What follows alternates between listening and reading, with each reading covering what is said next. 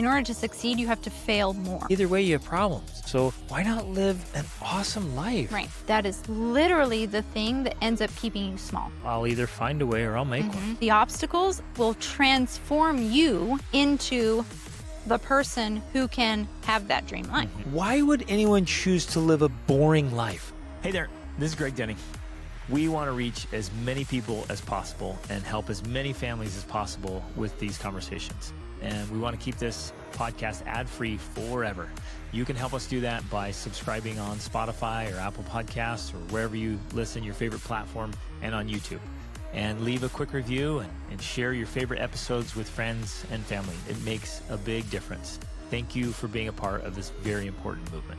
Ladies and gentlemen, welcome to the Extraordinary Family Life Podcast. We are your hosts, Greg and Rachel Denning. We have been thinking a lot, for the last 23 years or more about this idea, but we're having adventures all the time. We're making big decisions often. As we've leaned into living an extraordinary life, we've leaned into making big decisions often. Yes.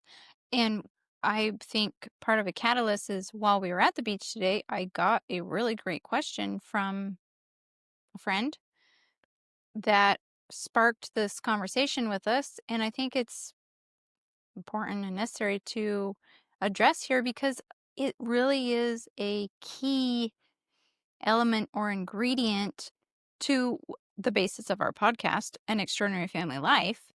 You know, we have to be able to understand this process and embrace it and move forward with it, because without it, we end up living a life that's less than extraordinary. We end up living a life that's maybe not full of what it is we actually truly desire or actually want. And so for me, that's the catalyst of this conversation. The question is along the lines of, have you ever, specifically referring to our family, come upon some adventure or experience or goal that you're pursuing and felt so overwhelmed by it that you decided not to do it?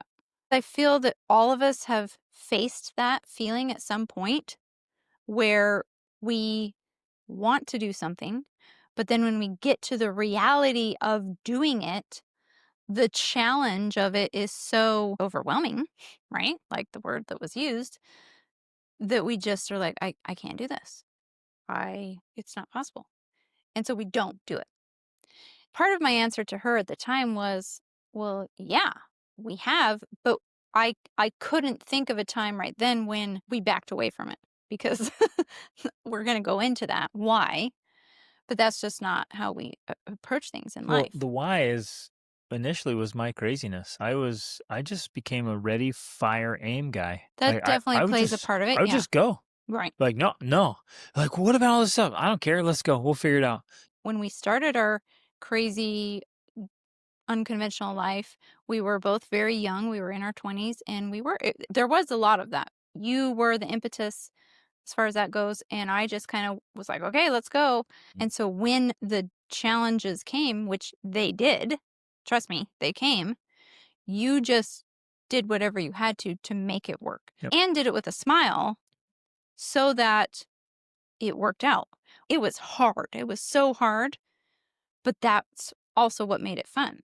So that plays a huge role, and you can't just recommend that to everyone, because if someone doesn't have that capability, it's not going to work. Yep. Someone has to be able to have that mettle to carry everyone through when you get to the sucky part. Yep.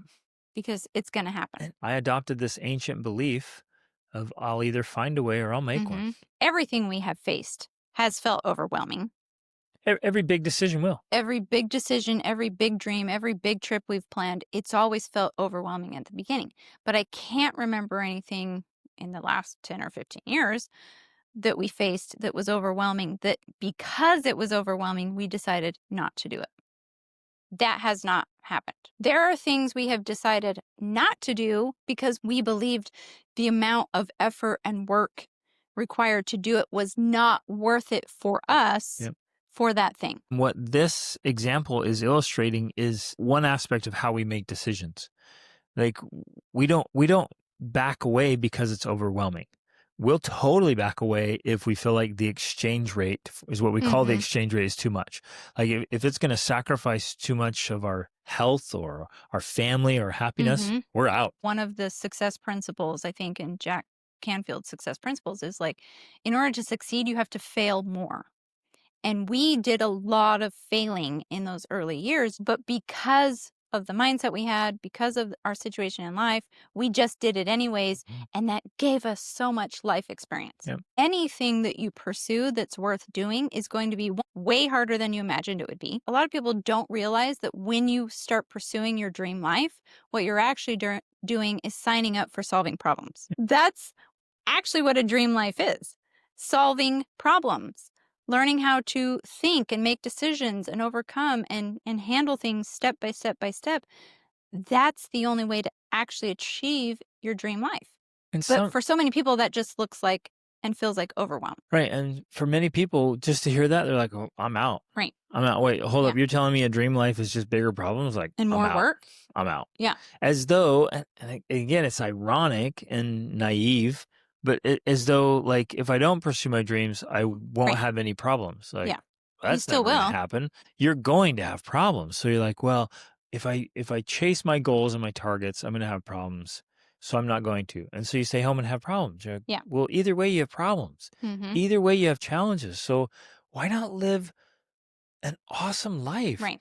I don't get this. I truly don't. I cannot wrap my head around it. Why would anyone choose to live a boring life? Mm-hmm. I can't. And I've heard people talk about it, but still I'm like, I don't get it. If an awesome experience is available, why would you choose a boring one? Right. On a psychological level, we do understand it because we know it's fear and essentially overwhelm that's holding people back. That is what's And getting in the comfort. They way. don't want to be uncomfortable. They don't want change. They want what's familiar. This is what's always been done. They're kind of living unconsciously. It's facing those fears and breaking down the overwhelm into bite-sized pieces, or rather, it's a lack of doing those things Right. That's causing the main that's problem. causing the Failure of pursuit. exactly. It's causing them to fail to pursue those Yep. things that they want, because ultimately people do want those things. Oh, didn't one of your coaching clients just the other day say, "You're just literally making my life harder, Greg"? Right. And well, they all say that to me all the time. And because it looks like it looks initially more demanding. The simplicity is on the far side of the complexity. The ease is on the other side of difficulty. It's And like discomfort. setting up the system and putting it in place. Then on the other side, it's like, wow, it's actually easier, and better way better. and happier Yeah. and more fun and And so like all of the things you want. just- One of the patterns of pursuing your dreams is that you're going to face these obstacles that feel insurmountable, right? That's simply the price tag. The price tag of the dream you want and the life you want to live are all of those obstacles you have to go through, because those are the obstacles that will transform you as a person into the person who can have that dream life. That's the pattern. Now, it's difficult to see that, though, especially if it's like your first time, especially if you've never had that experience. We have learned, and it started by us being impetuous, to not turn away from that because it's overwhelming, but to see like, this is the pathway. This is the way to actually achieving the thing that we want. And so now, in a way, when we see those obstacles and that overwhelm, we're like, woohoo, yes, that means this is the right path. Bring it on. That means this is the way to achieving everything it is we want. When we started chasing our dreams like that and we were facing our fears, because there was a lot of fears, I often remember getting on the other side and be like, that wasn't near as scary as we Right. thought it was going to be. In fact, I remember that my fear of the thing was way worse than the thing itself. Yes. And that happened to us so many times simply because we were trying so many things. It seemed scary. Then we did it and we're like, that wasn't very scary. So that was a pattern, I think, that got cemented in my psyche. So I started processing things differently. I'm like, oh, I'm feeling nervous or afraid. I'm like, wait a minute, but over and over and over and over and over again, endlessly, I was afraid of something and it didn't turn out to be that scary. So why am I allowing fear to dictate my decision? The majority of people are operating through fear. They're basing so many of their decisions and their actions on fear. When you have thousands and thousands and thousands of experiences, you can't not be developed. Right. You get the growth and the expansion, and you can't go back to your former dimensions. And so you understand Mentally, things emotionally, physically. socially, financially, all of Yeah. spiritually, all of it. Mm-hmm. So you get things now because you've touched it, tasted it, felt it. Like you perceive things in a way that other people can't. If they haven't experienced it, Literally like you can't. can't. Right. So then we don't have experiences mostly because of fear Mm-hmm. or overwhelm or worry or whatever it is. And so then we stay small. The default for most people, including for us when we started out, is to back away from those fears. And they leave Our the boundaries in default, place. yeah, exactly. Our default is to, oh my gosh, that's scary. I'm just going to retreat. But what we have learned firsthand again and again and again, that is literally the thing that ends up keeping you small. Yep. It ends up keeping you underdeveloped. And the only way to actually become the person you want to be is to push through those boundaries. Now we have learned that when our family faces those boundaries, and it's happened, I'm like, okay, here we are. This is the edge. This is the edge of the comfort zone. What we do here and now matters so much. So much. Because we directly and deliberately face the fear. Exactly.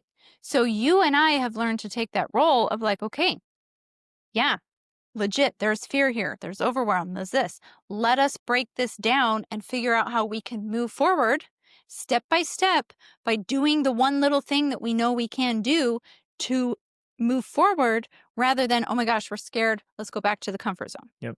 That is the pattern that we have. I mean, we live by that now. Like everything we do is essentially following that pattern. And that's the thing that has made all the difference. Like our fears aren't facts. And so you stop and say, is there something truly, truly scary here? And your survival brain's like, yes, of course. I'm going to run for your life. We're all going to die. You're like, wait a minute, stop. Just calm down for a second. Is there something truly scary? And you look and you're like, well, have other people done it, right? Are they doing it? That's where you stop. Say, okay, well, this seems scary. Are other people doing it?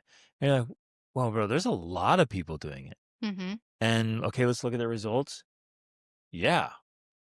Okay, so this must be my imagination making this scarier than it actually is.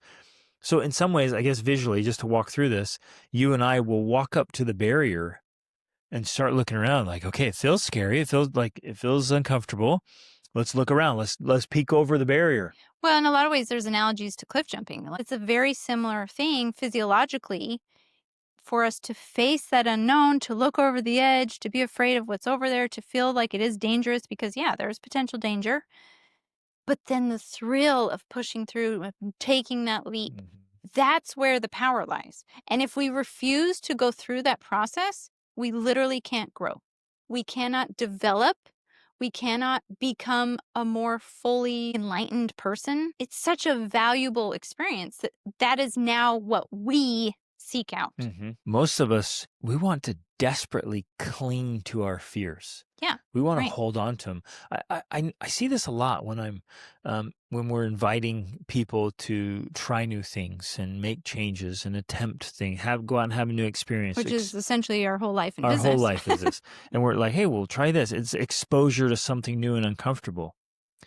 And it's so fascinating to be an observer in that process because the survival brain kicks in and people will cling and claw desperately to hang on to their fear. But I want to say that, I feel that it's understandable because that is how the human body works. And I mean, if you think about our history as human beings, there's value in holding on to some of those experiences because then that's how we learn. Our society is so comfortable and easy now, and we literally have so little experience in everything's overprotected. Yeah, doing real dangerous, adventurous activities that for some people it becomes very traumatic when anything happens to them that's not safe and comfortable. Yep. I think we've learned through experience that everything's connected.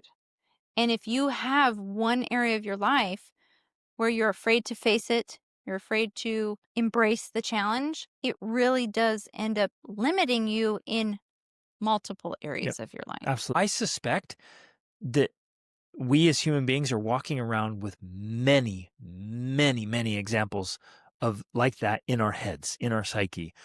All these fears, all this old programming, and we just need to go through and rewrite them, update them, upgrade them Right. again and again and again and again, because too many good people are just living behind their fears. When you decide to face that fear and then you have to go through the process of bit by bit unlocking and figuring out how to move past it, there's all of these nuances of things that occur. One of which would be learning how to tell the difference between a legit dangerous dog and just a friendly dog.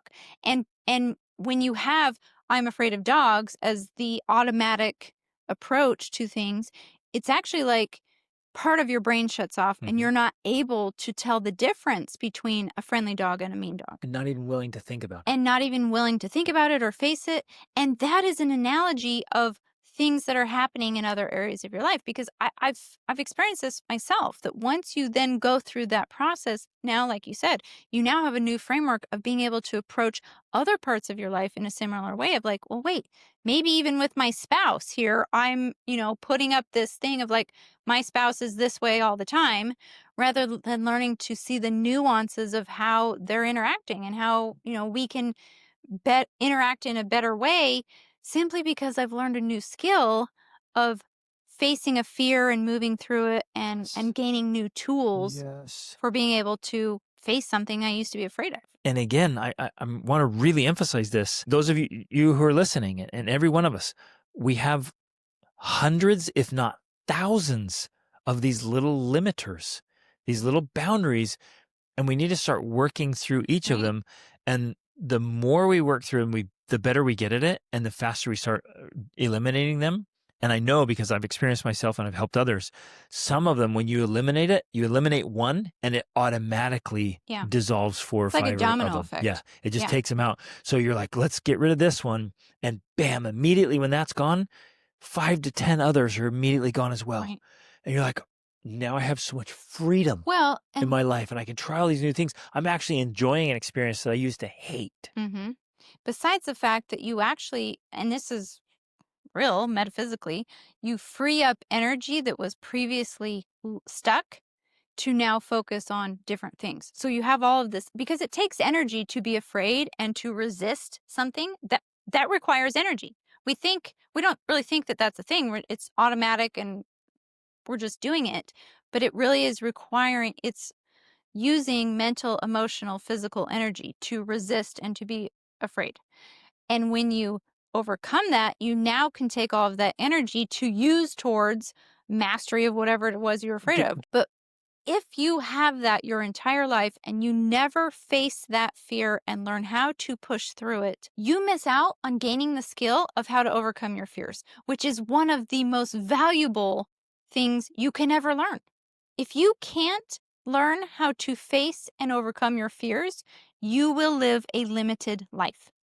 Big time. It's just that simple. And so will your kids, because they will follow your lead. You have to face those fears and you have to move through them, if for nothing else, to gain the skill of being able to do it. Exactly. And so for us at this point in our life, anytime we do face those fears, most of the time when we do face those fears, we push through them. We move ahead because we've learned to recognize this pattern, to know that this is the key. This is the way. This is the way to becoming the person I want to become, to achieving all of the things I want to achieve. Yes. I think it's worth adding to this so that we understand because you might be like, you guys are making a big deal out of these little things. Like, I can go my whole life and it's not a big deal. But I think there's unexpected collateral consequences for simple things. Even let's do the fear of a dog, or the fear of water, the fear of fire, the fear of motorcycles, whatever it is. Pick your fear and your little thing, and you think, I don't need to fix that. I don't need to face that. It's not a big deal. It's not gonna limit my life. What you're automatically doing is just closing off these sections of life, opportunity or an possibility. opportunity. Yeah. So you're closing the door on this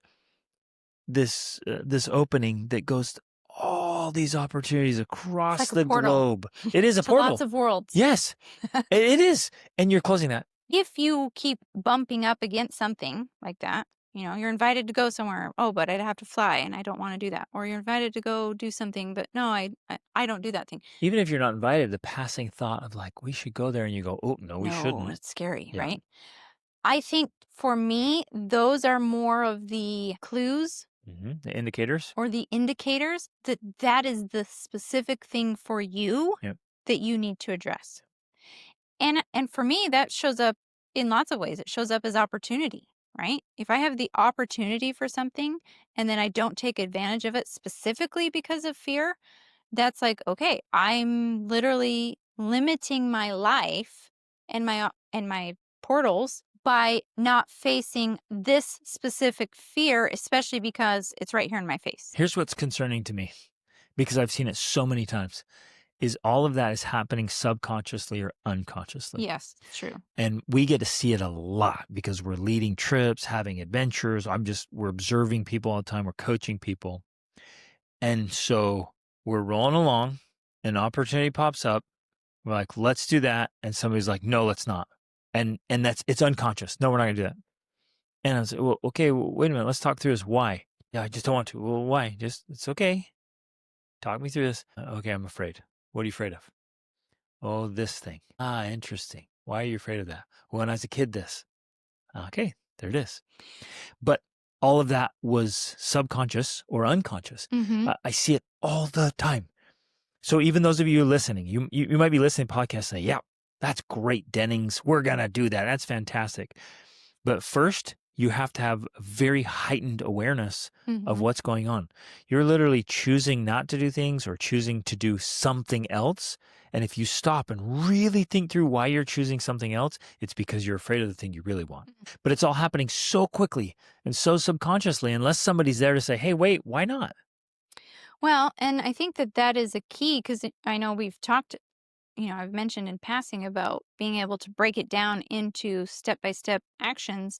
That's a key part of this because when you can vocalize what it is exactly that you're feeling and what it is that you're afraid of, when you can name that thing, there's a lot of power there. Because now I've even noticed for myself that sometimes just naming it all of a sudden is like, oh, yeah, that's silly. Why am I afraid of that? That's not really that big of a deal. And then you realize, okay, you know what? If I do this small little action, this big, huge thing is not going to happen. We tend to catastrophize. Yep. And you're like, okay, I'm going to take that small action. I can do that one little thing, and we might think that, well, that's not a big deal because I'm really afraid of XYZ. Well, as long as you can take one step in the right direction, you're on the right path. The worse off we'll be in the long run. We have to move toward what we're afraid of rather than moving away from it. Especially because we've seen this, and maybe those of you listening have experienced it. When you step back, your limiters, they follow you. Yeah. And they start to And enclose so you. Yeah. And you become more afraid In and fact, more enclosed and more isolated. Yeah, we know people or know of people who have done that continually again and again to a point where now leaving their house Scary. is scary. Yeah. They're afraid to go out.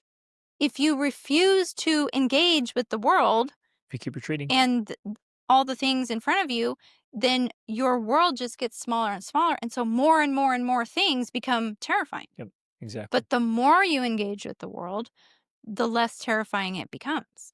If you spend time, a good chunk of time with somebody who's consistently doing things that bump up against your limiting factors, and the same is true for me and you. Like if we go spend time with somebody else who's consistently doing something that bumps up against our fears or worries or limitations, there's that friction, that bumping, and it's like, oh man, it's getting uncomfortable around here. And you might hang for a couple of days, but then afterwards, like, yeah. And I guess my invitation to all of you listening is face them all.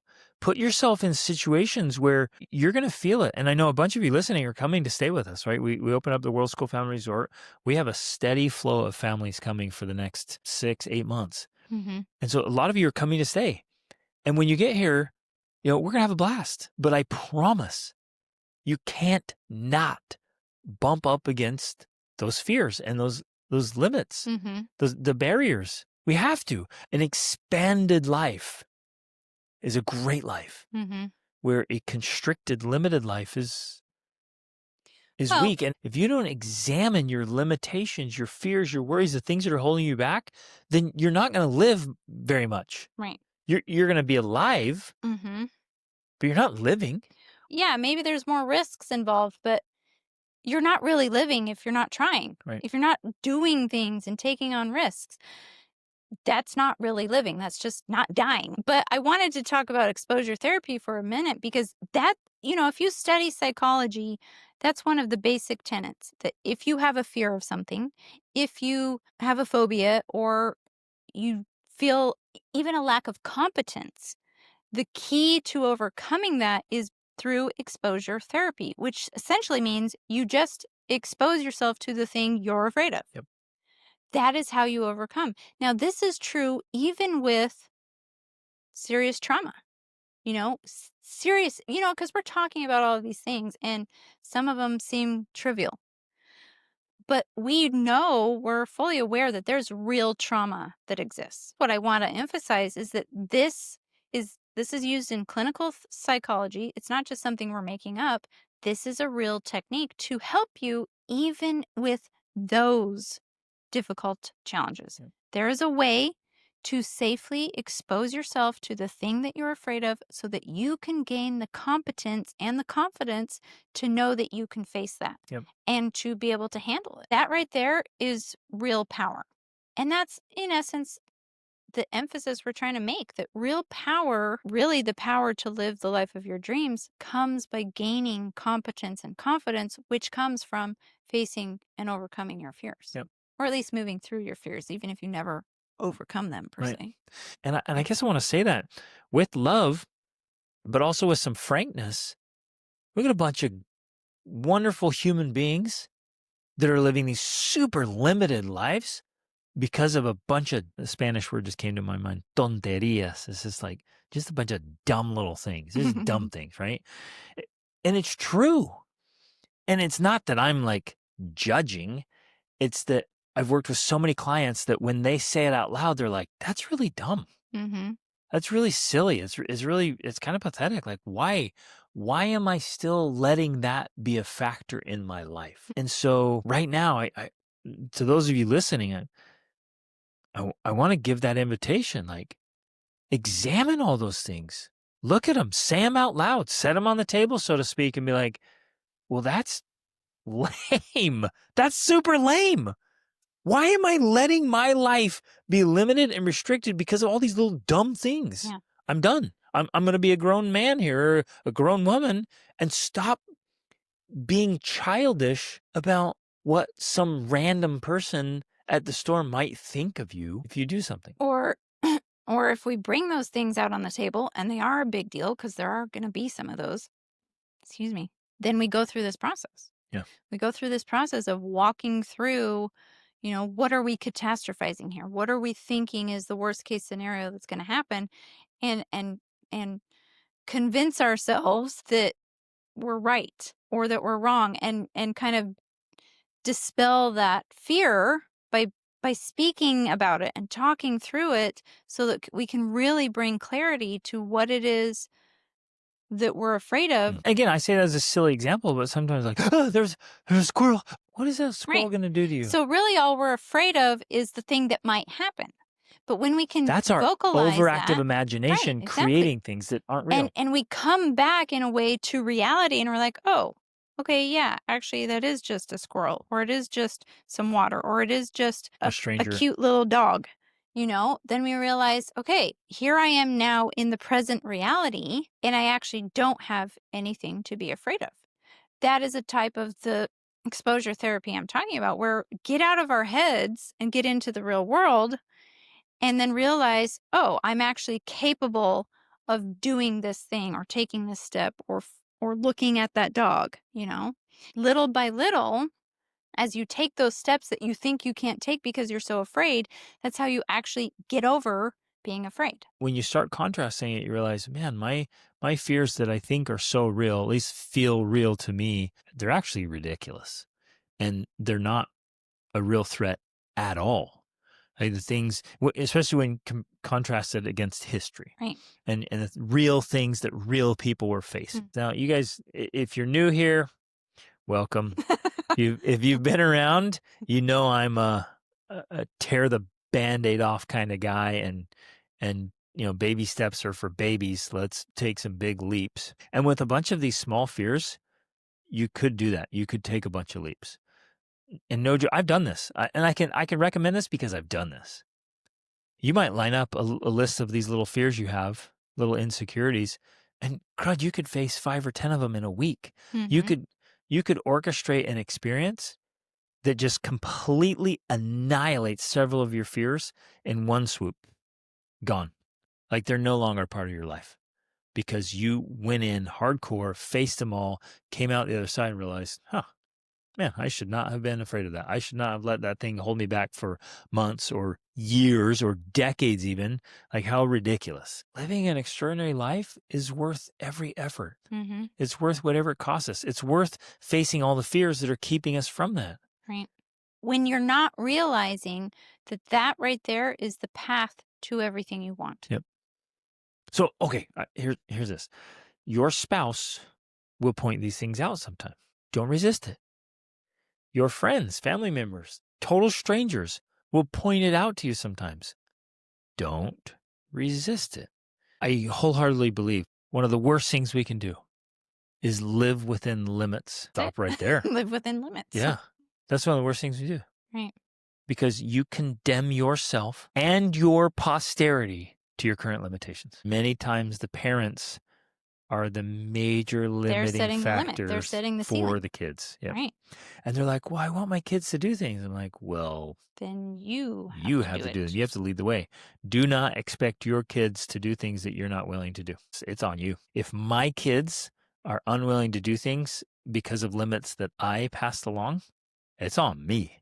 And if I want them to go past those limits, then I have to lead the way through that limiting barrier. Yeah. So important, so powerful. Okay, if you guys have any specific questions about this or any specific fears or worries and you want us to walk through it, send us a question. This would be a good one. This would be very, very fun. I would love that. Yeah. So if you've got one, you're like, hey, I don't know how to get over this, or this is one that's tormented me, or just reach out to us, share those things. Love you guys. Thanks for listening. Reach upward.